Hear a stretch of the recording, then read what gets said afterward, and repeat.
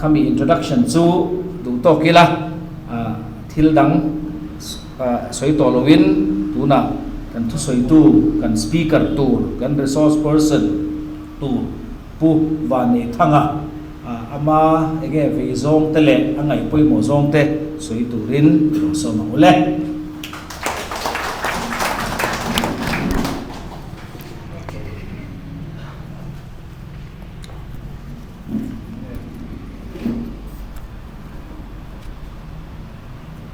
Pujewo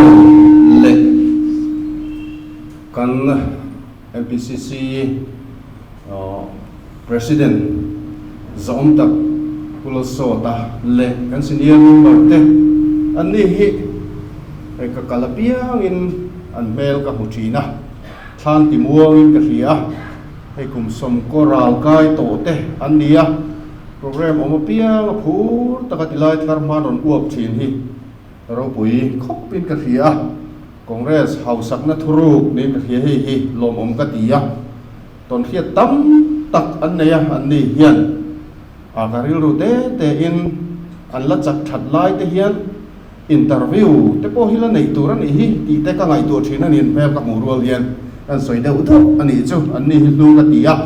ti chuan hei boina kan thopui te ino culture le mai vai chi bai ka buk chewa iti maya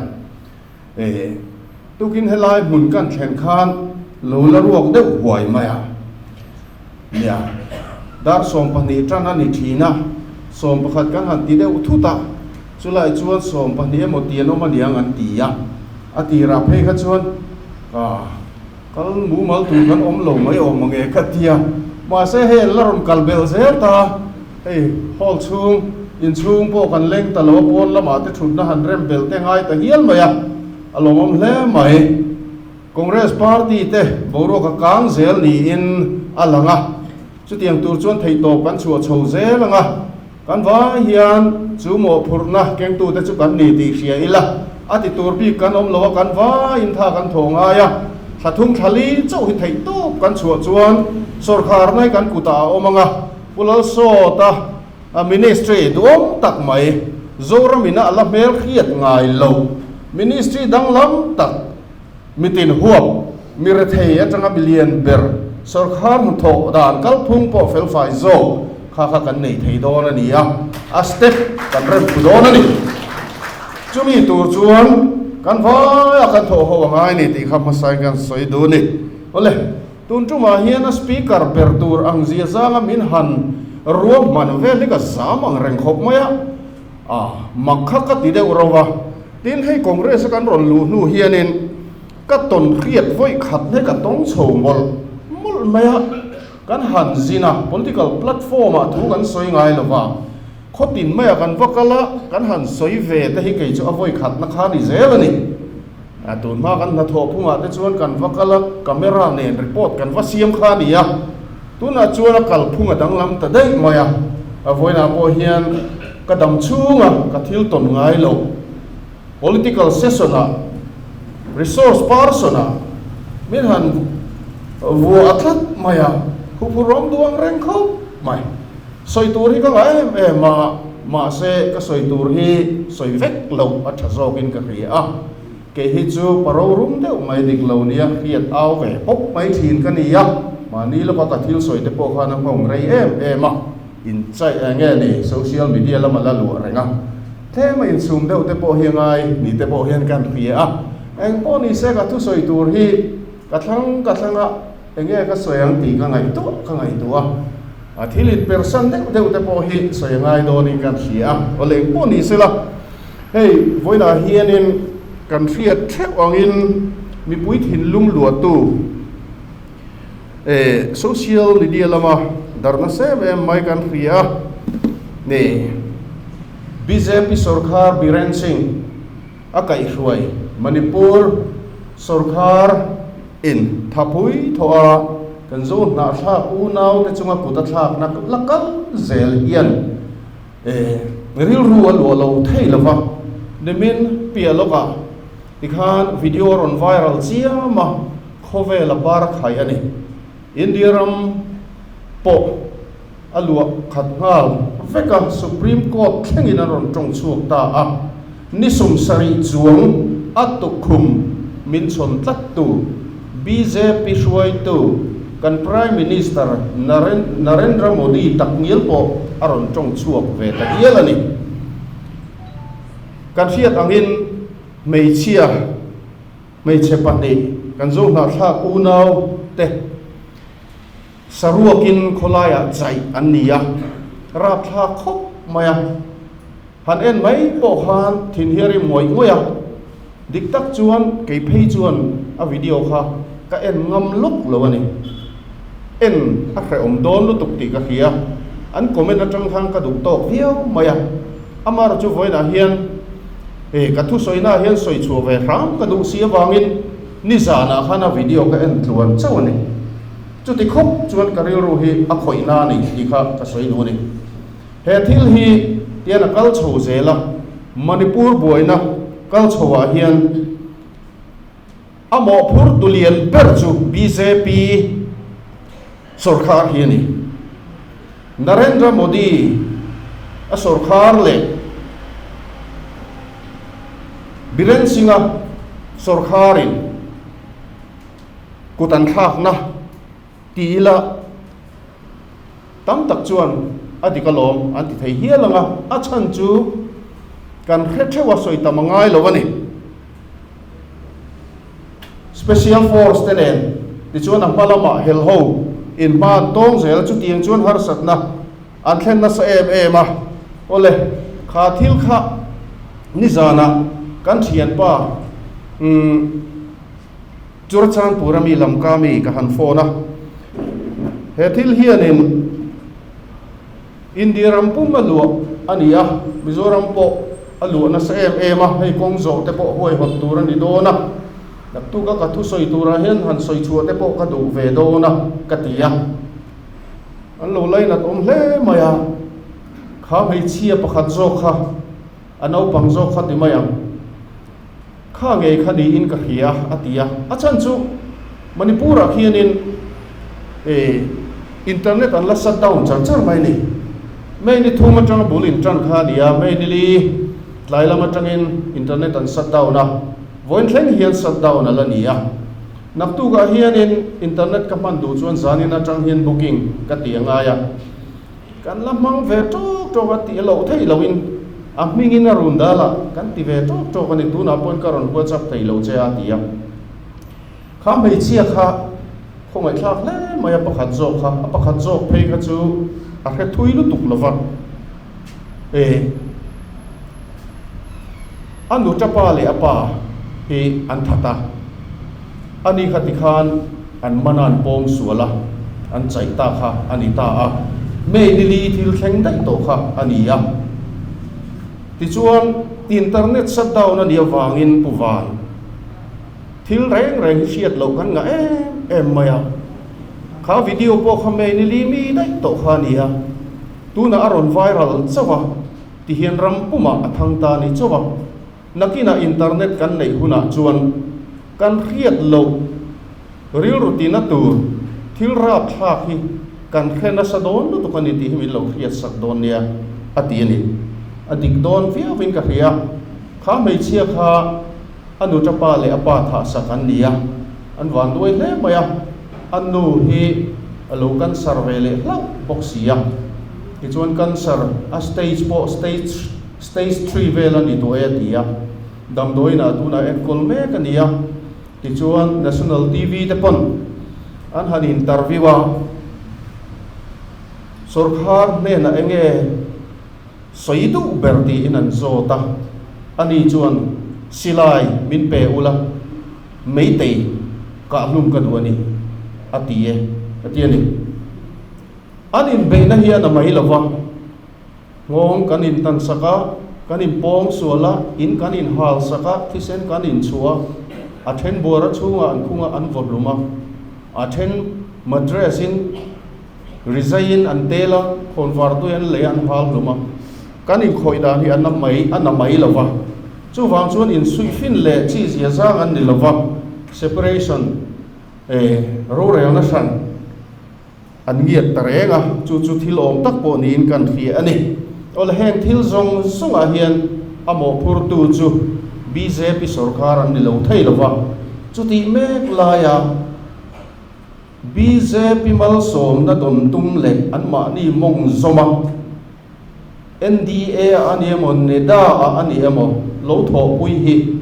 zo fa ta tan hian achi lova chu tiang ti kan omani chuan khoi takin tun in than lo om tura hian i hrerangang u i vote lo ngamang u ti ka soi lo ni neda ani amo NDA amo kan la tho pui ve lo ani pon election fun don tuma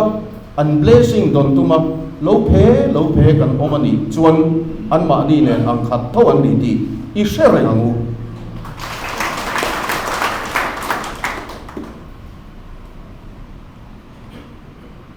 nen khilai kan u le nau te boina khian kan ril ru khoi ema ni zan chuan ka han phone data te po kala khom ve no la in khian ve po thashim trimin ka ria heng thil thenga wang hian hei kong te po kan zo do na nia kan party in kong zo kan han huai hot do na kan han in buat sai me ka chumi na a ko chu te po ni mai thaya kan ti ma le chia ni som ni panga a lian zok in NGO coordination committee te na ron ruak man ni along om le in ka ria ti chuan chu ti ang chuan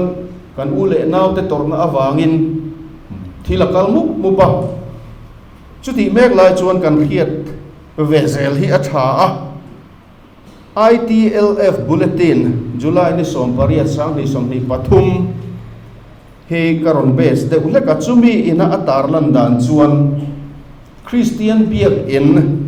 zathum somnga le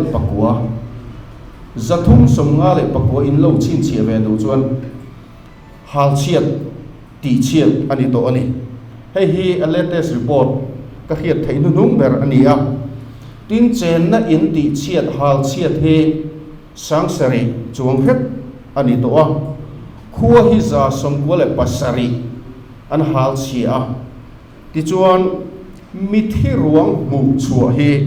za som pali a oma chu lamka district kan han ti chunga bi anit tlang puya chu ti mek lai chuan imphal le a che vela hian mi tam tak min thatani ti hi hriat dan ania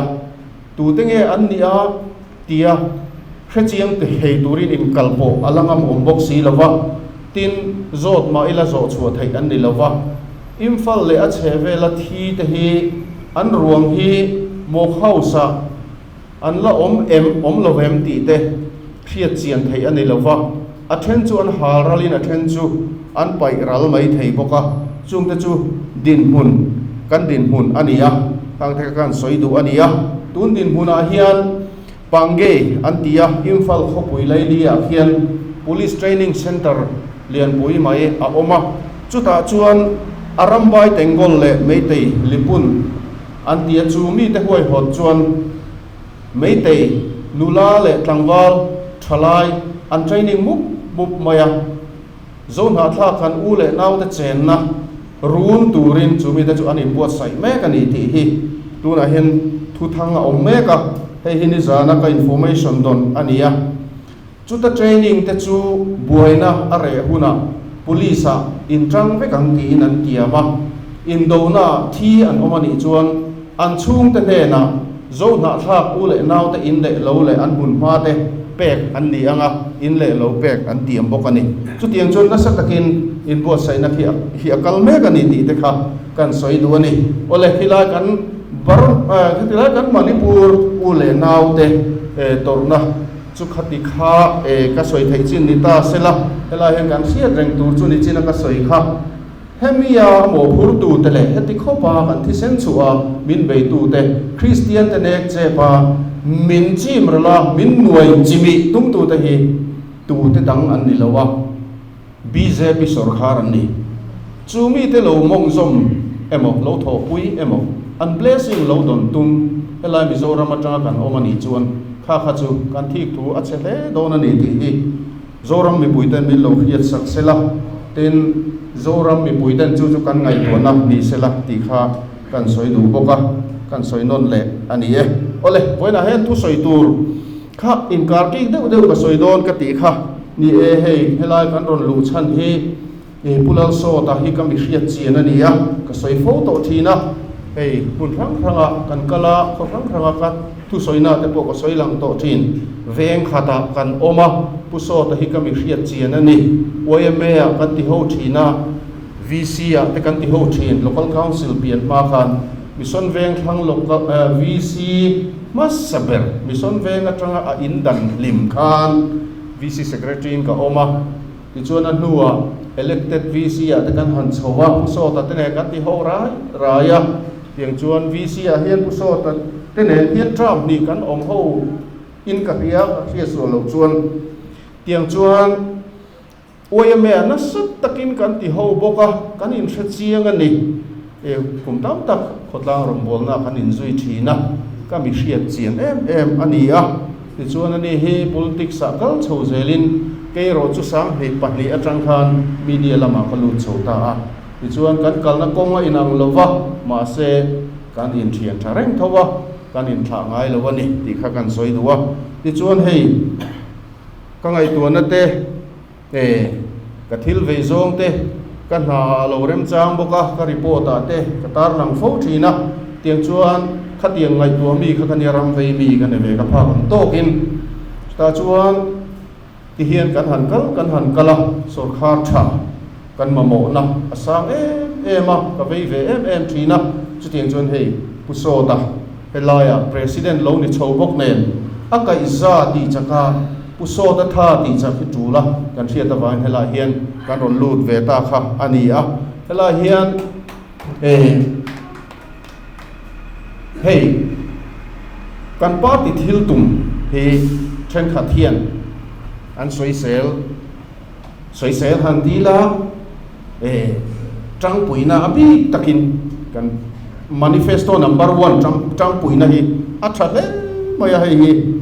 a huwa zawa a zaw boka then kha thian a sem policy shim hi kan ramin kan chiat pha mihring ril ruwa ti chia chu wan sem policy an soi sel rualin trang puina hian ron ham tel ram thina trang puina le sem policy kan lo khiat thin kha choi nang lo ani ti hi kan soi war ngai ka hia trang lo te hi chu kan pui don lo va trang te chau ani kan pui don trang te kan puyanga tranin omzia ane zia alang mayanga chu ta chuan trang ngai lo tran na chang hello te po an trang anga ti chuan kan va in ma kan son mai don alo nia he trang puina policy ruam man a ni hi alo hong ka ti tak zeta ti chuan heta hian ka soi du chu kut ma thok tu te din chuan na te ten entrepreneur sip lama mi hriam tak le mi thiam khatiang ngai tu na nei mi thiam tak tam tak thalai anom to chung bul tran na tur te keng tel veka chu ti rual ero chuan chu ti rual ero chuan han ti la chu mai ni lovin kan tiang kan thalai zinga hianin zirna mi so te chuan zirna hi kan ngai poimo a re thai har sa te ma ni la kan fa te kan tu le fa te zirna kan ngai poimo vek mai ni chulai chuanin ni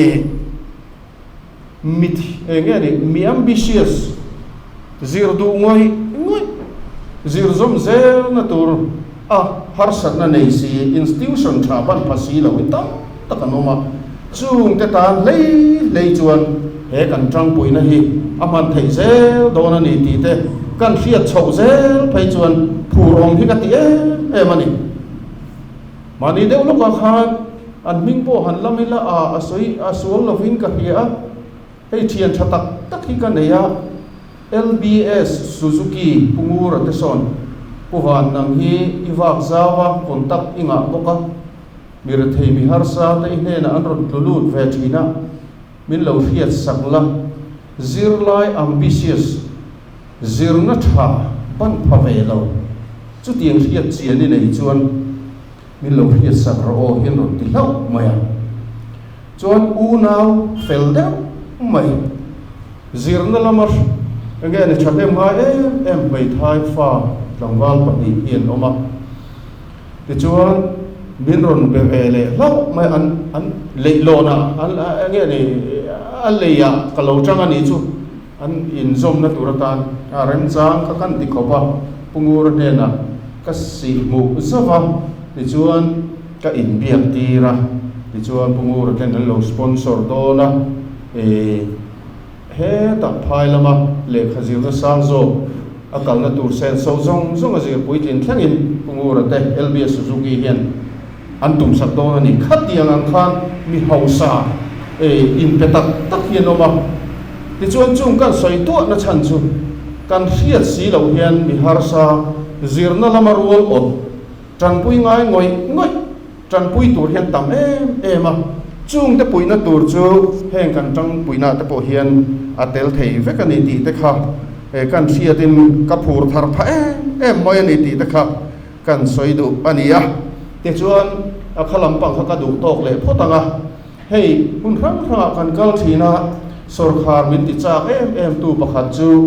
kan environment kan so sam na salutuk hinia kan bol hlo pai da fel lo te kan au ve na sa thina ti chuan kan leivung pai da fel lo vin kan lui dung ti chiat na san dan te mu mal taka regulation siama kho khir na noya dan anga kal ve thoi thui lan ni ka hak lel thina chumi tur chuan puso da howa kan sorkhar lan ni ka hak lel em thina ti chuan ka han hoi kwal vel thina mani deuh khan are mani deuh han tila tui riau dumping ground khu ka zut lo chuak ka zut fang chuak veka ara thla khop maya kan ta din hun khu ai zol kho pui bol ho hi tam turu to em maya ni tin hian truck trip zani somnga vel hi liam thazi angani ta a te chuan khulai khon song bol ngai na reng om lova hemi chungchang soi ho na hi Safe Mizoram River sangin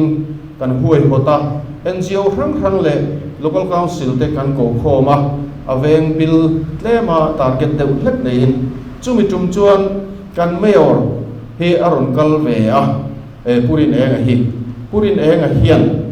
thua soya he kan dumping ground hian kumni ba min dai to don lo ati ni kumni ba min dai to don lo atia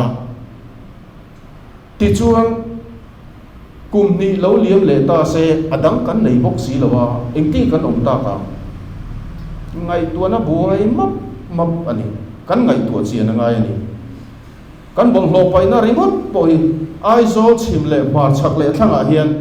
khu tiang tiat khu kan siam angai lain kan sor khari eng ma ti bok si lo kan han kal china mi chief minister te po kan huwa amun lo zong ulam an tiang amun te kan han zonga tiang chuan ro man na te po kan han thelu ta mau bo ka khuan an local council in hun thatak mai pakhat min si huwa ahuna kan kala kan te a technical mi te nen engineer te nen a approach road te po asiam that dan tu ro man na engkim tila hian sum chu ti za ta ngayang ti thlangin kan ngai tu puya voin thlangin khu bo zui loina la oma engte kan omang o na kum le loka hian bol lo pai na kan nei to don lova amaro chu puso ta hovin kan sorkhar man to ngaro man na kan siam man tura ka ngai chu chuan tlemin mit ti sang khai da wani boi ta da wani kan din bun ni thing lu bu lo zong dan ang deuh li te hian kai tha thina chang chuan kal na tur dang om chuang si lo tlan chiat ngai bok si khoi kan tlan chiat ta khoi la kan kala angai na om lo tuna kan kal dan hi lum a boi thak kho maya lu hai map thina ni le voina hian hei soi tur tam taka oma then khatin thui soi rei lu tuk thina tui ta lu tuk thin thu soi to hi zero min tia ni he thu soi to te kan zir lo ngai ve reng ta maya ka din masak per kha chuan ka hupur ngang maya ma se kan lo lung muang tiang la kho sang ka han soya soi rei ta tol la the zo la ka soi lu lung per apai ka chuan dar kar khat kha ka soi ling ti ta maya a zia la wang reng mai zir reng mai hi ngaya engkim mai hi thu soi toi te poi zira ngai ni hi ti te voi na hian ka ngai to na oma chung te chu kan soin thil tul phei chu ni lo ole voi na heti hun tha kan nei thei hi lo om ka ti a e kan han fe chu ka nga nak tu ka hian sai tol lamkal turing kan in bo sai do ne mo kan ti a ma se e thingtlang ramria pi den lo tama wangin in ko khom hal sung sung har sa an ti a hun dang ruat mai an ti kan ho tu den hun dang an ruat nei ka hia i jon tho tha na hian thang kho thang lam panga kan ho tu den min tir liam thale do na nia yang chuan na kan han fe khol char saranga om huna in thei to pin lo trong trai ula sor kha cha pulal so da hova kan siam ne thei nan thei to choila i trong trai a u pathian mal som na i di lang u ka lo me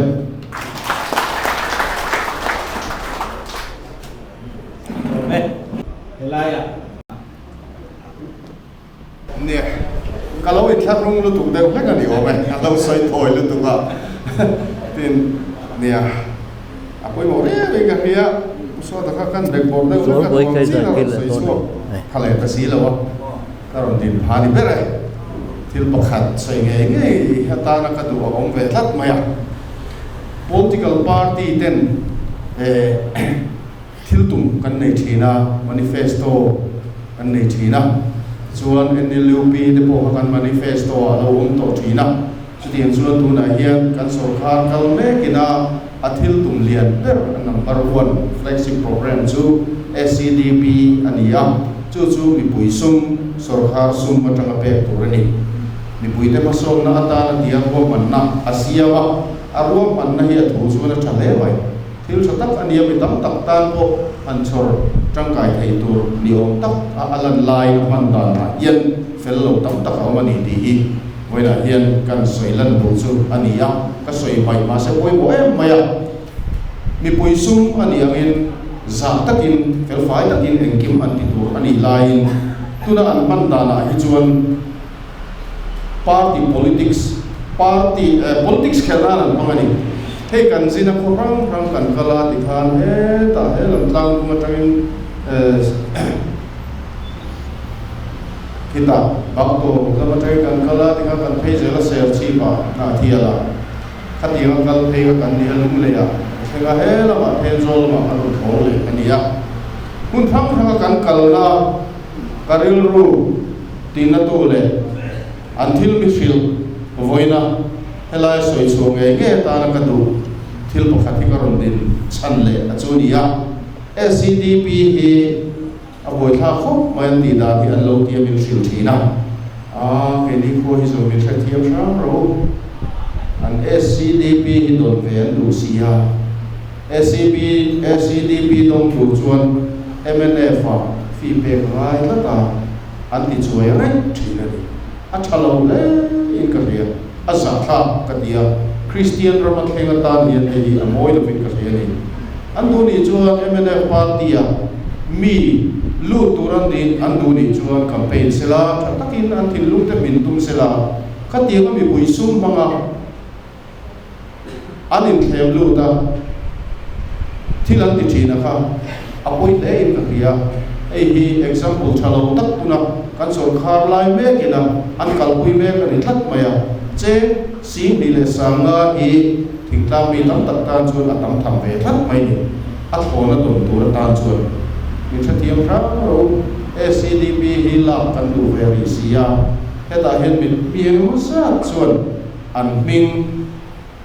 pikhan an ziam lu ta MNF party a fi an pe nga ya chu tiang lo chuan ala thei bok si lawa an lo ti thina ni chu tiang chuan chiam takin min lo sil thina ko mo me mole chu tiang FM te chu mole kan tia chu ko na hian shetla ila thai ka thia zo ram mi puin thia se tha ka ti khatiang ti ching te ka chu sam ni so ti pathum election a hian than to lo chi an ni ka ring tu ka kan soi do ni ni bol lo so bol dan chung cha ka karon soi puata ai zol ka karon soya ai zol chau hi ni lawa zoram kho poi mun rang hi kan boi do chawa ko man na thau lo wangin tin chu mai ni lawa thingtlang bol lo an song bol dan hi a thalo em boka bol lo chung cha ma hian thingtlang mi pui te khopui kan tluk lo na se ema thingtlang chu in tiam rol tham lek an lo ni wang te po ani ma na ai zo khopui hi chu mi chi sang thang lo ko na dia nei tu ber ko hi kan ong lo a chu wang te po chu ni ma na bol lo mu din ba kan the ta reo me ata tu nei tu hi ai zo khopui hian na nei lo ani hi mo le ka ti ru thina thingtlang a chuan khomi pui ten an kho kha an ti ta tu mai moya an kho kha an ta ani an pangai ani kholaya cigarette bung po pai ngam lo na tu kho ya tam em ani an fai ani khopui kan tluk to te lo kan tluk lo na sal tu khopui bi te hian kan sir nga em chu ti ru le ro chuan ka soi du chu hei hi ni thingtlang kan bol lo pai na mun hi clear chiang ve chin deu a nuai lama ti kha kan han pai thapok maya a thena hal thei the han hal meya environment hi ti chena se ema a thang lama environment dang a ti chiat lo na tur ta na khami a safety measure saka ala hom si lovin chu ti chun bol lo hi khot dinin kan la bun thame ka chu arwa ban na siam tu chu sarkar ani a sarkar ro ban na fel lo wa ngani mi pui ta chuan thuan oi pai tur an ti na huna bol lon pai maya tiang chuan mi pui ta ka dem tur an om mi a ma se thingtlang hun tam taka kan bol lo pai na hun thleng hian pulal so ta sarkar pulal so da ko kan sarkar huna chuan engkim mai hi fel fai ta kan ti theyam ti ka ringa chu ni china soi ka tum ka soi theigil ania kan rum din chu pui le lok ani le ka lo we lo tu ke top na tan di apak chu ko ram ding to lo menga di visual point kun pha moi ti kha no noi turin so me i ding vekila aflek nei te po kha thei pe chuanin han vai lop bila du kha la mila khanen kan ti te ngo khai ngon mấy chuyện nia đi hổ nó còn mua lên